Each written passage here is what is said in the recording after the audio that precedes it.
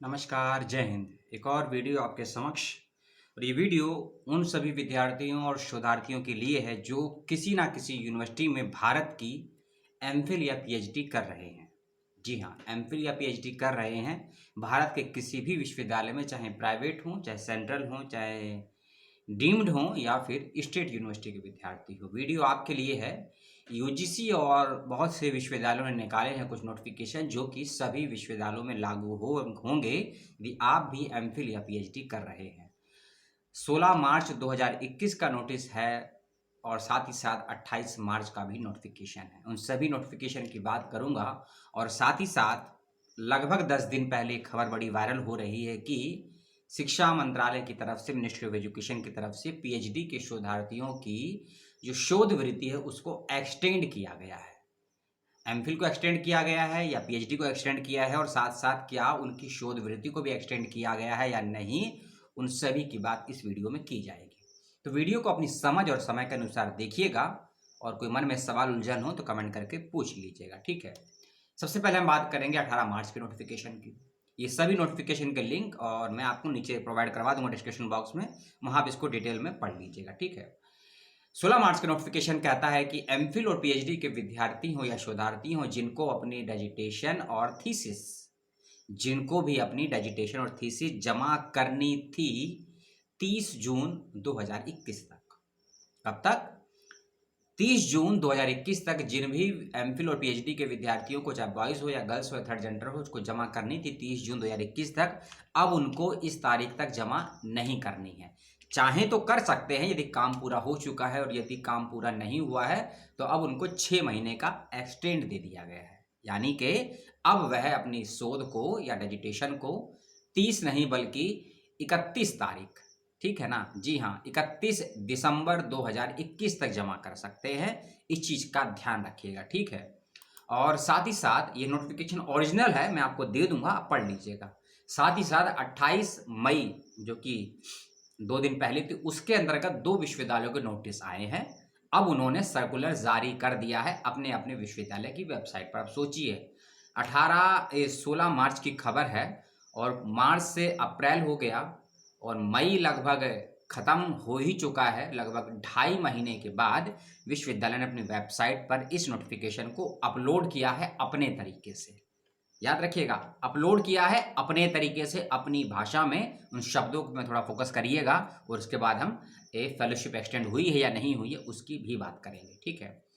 28 मई का नोटिफिकेशन है university of Delhi का। दिल्ली यूनिवर्सिटी जो कि सेंट्रल है, उसके ऊपर नोटिस अपलोड किया है। उसमें थोड़ा, मैंने कहा ना कि नोटिस तो किया है अपलोड, लेकिन अपनी भाषा में अपलोड किया है, अपने तरीके से अपलोड किया है।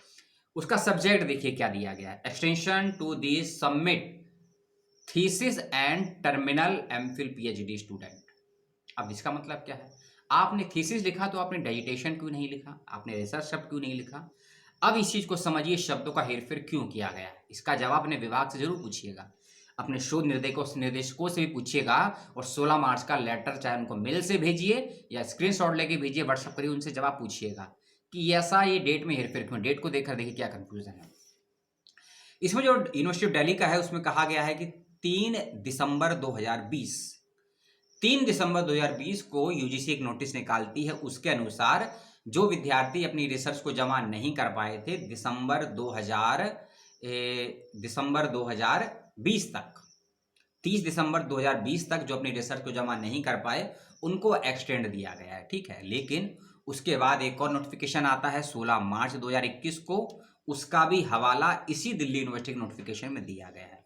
और अब एक नोटिस जो 28 मार्च का आया है उसकी भी जानकारी इसी एक नोटिस में दी गई है। अब 3 सूचनाएं हैं, 3 नोटिस निकालते हैं अलग अलग। आपने सभी सूचनाओं को एक नोटिस में कैसे दे दिया, जो कि इलीगली बैठता है मेरी समझ के अनुसार, ठीक है।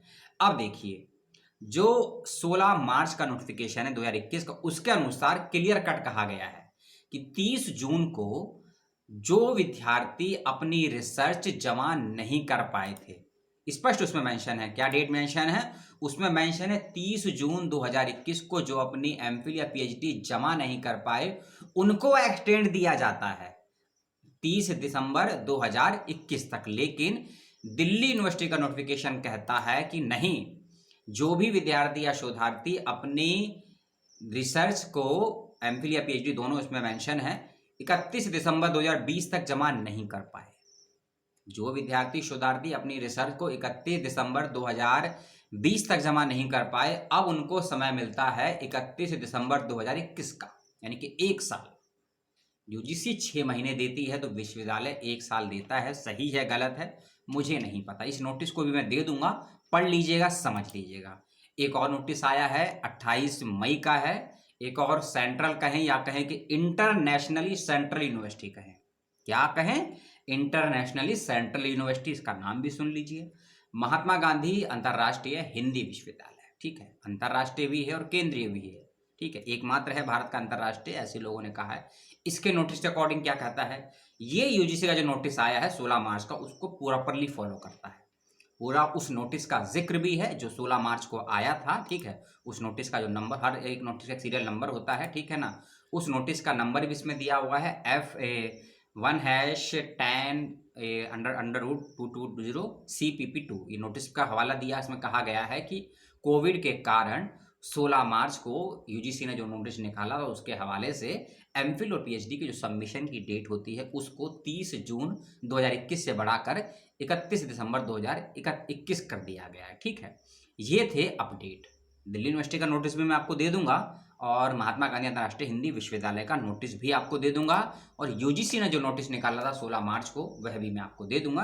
डिटेल में है, पढ़ लीजिएगा, समझ लीजिएगा, और कोई नया अपडेट आएगा तो आपको वीडियो में सूचना दे दी जाएगी बना के। अब दूसरे पार्ट की बात करते हैं, स्कॉलरशिप की। मिनिस्ट्री ऑफ एजुकेशन ने लगभग 7 से 10 दिन पहले कई राज्यों के शिक्षा मंत्रियों से और कई देश के, भारत के ही कई विश्वविद्यालयों के वाइस चांसलर से बैठक की थी, ऑनलाइन वर्चुअल। उसमें ये प्रस्ताव आया गया है, निर्णय नहीं लिया गया है, प्रस्ताव आया है कि पीएचडी के जो विद्यार्थी अपने 5 साल, शोधार्थी, पीएचडी के जो शोधार्थी अपने 5 साल पूरे कर चुके हैं लेकिन पीएचडी सबमिट नहीं हो पाया है, और लगभग पिछला 1 साल तो कोविड और लॉकडाउन ने खा लिया, कोविड से ज़्यादा लॉकडाउन ने खा लिया, ठीक है, क्योंकि कोविड तो अस्पतालों में था, लॉकडाउन आपके पुस्तकालों में था, ठीक है। तो हास्य हो जाएगा, व्यंग हो जाएगा, छोड़ देते हैं, राजनीति नहीं करेंगे, ठीक है। तो लॉकडाउन की वजह से बहुत से पुस्तकालय बंद हो गए हैं, जिसके कारण से लोग अपना अध्ययन नहीं कर पाए, डेटा नहीं ले पाए, कई शैक्षणिक संस्थान बंद कर दिए गए, प्राइवेट संस्थान बंद कर दिए गए, और शोधार्थी अपना डेटा कलेक्शन नहीं कर पाए, रिसर्च को एनालाइज नहीं कर पाए। तो उस कंडीशन में अब विद्यार्थियों को और समय भी दिया गया, जैसे नोटिस में बताया 1 साल का, कहीं 6 महीने का दिया गया, लेकिन 5 साल तो हो चुके हैं पूरे।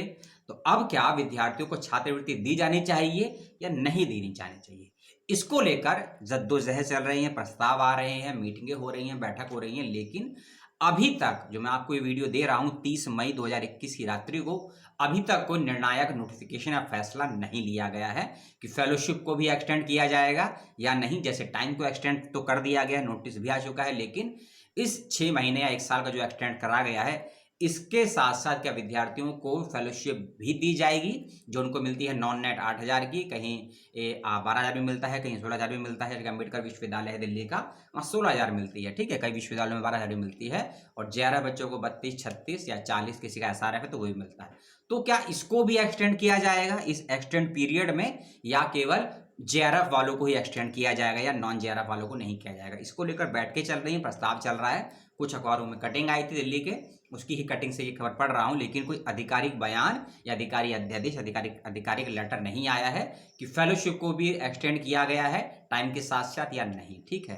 सूचना कैसी लगी मुझे बताइएगा, कोई अपडेट आपके पास हो, शेयर करना चाहते हो तो बिल्कुल शेयर कीजिएगा। अध्ययन करने के बाद मेरी टीम अगर देखती है कि इस पर वीडियो बनाना चाहिए तो जरूर वीडियो बनाया जाएगा, और आपके मन में कोई सवाल, कोई जिज्ञासा, कोई प्रश्न, कोई उलझन हो इस नोटिफिकेशन को और जानकारी को लेकर तो पूछिएगा, और रिसर्च को लेकर कोई सवाल आपके मन में होता है तो जरूर पूछिएगा। बहुत से वीडियो बनाए हैं, बहुत से वीडियो और बनाऊंगा, क्योंकि अब एजुकेशन में रिसर्च जरूरी हो गया है और क्रिटिकल रिसर्च जरूरी हो गया है, और रिसर्च को करना, करवाना, समझना तो बहुत ज़्यादा ज़रूरी हो गया है। इसीलिए आप चैनल पर वीडियो आपको रिसर्च के रिगार्डिंग मिलेंगे, कैसे करना है, क्या करना है, कैसे टॉपिक का चूज करना है, क्या सिनॉप्सिस, क्या हाइपोथेसिस, और भारत से निकलकर भी यदि आप विदेशों में पढ़ना चाहते हैं वहाँ किस प्रकार का रिसर्च होता है, किस प्रकार के सबमिशन होते हैं थीसिस के, रेजिटेशन के, क्या उसके प्रारूप है, उसकी भी बात की जाएगी। इंटरनेशनली एथिक्स की भी बात की जाएगी, कोड ऑफ एथिक्स की भी बात की जाएगी। जो सभी जानकारी आपको मिलेंगी आने वाले समय में मेरे चैनल पर।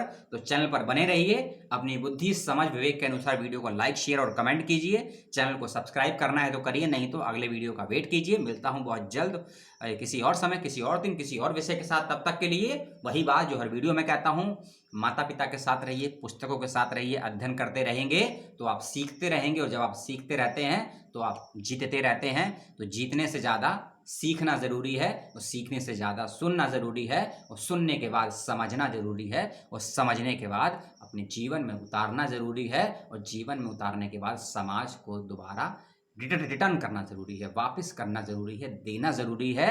अगर आप समाज से लेते हैं तो देना भी सीखिए, यदि पाना सीखते हैं तो झुकना भी सीखिए। जय हिंद, जय भारत।